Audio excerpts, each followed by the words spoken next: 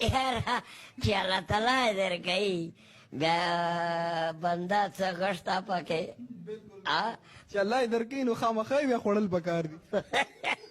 ملک صاحب خو به تاسو پیژنئ. نن سبا د ملک صاحب کوم ویډیو چې راځي په ټیک ټاک کې ډېرې زیاتې حیران کن دي او موږ ټول پښتانه چې کم دی موږ به دا وایو چې موږ یو مذمت کوو. یو طرف ته که موږ وګورو ثناګل د هغې کم حالات چې مخکې روان وو، یعنې که تاسو وګورئ زه به تاسو سره لږه خبره وکړم. د ارشد خان هوټل کولاو کړی و، د هغې برانچونه کولاو شوي وو. دا ثناګل یې ورله راوسته د یو اډورټایزمنټ په ترو باندې یا داسې څه قیصه وه. هغې په خلاف خلک راپاڅېده په سعودي عرب کې زموږ پښتانه ویل چې آیا دا ثناګل هغه غلطه ده، دا دې د دې هوټل نه هغه لرې کړی شي.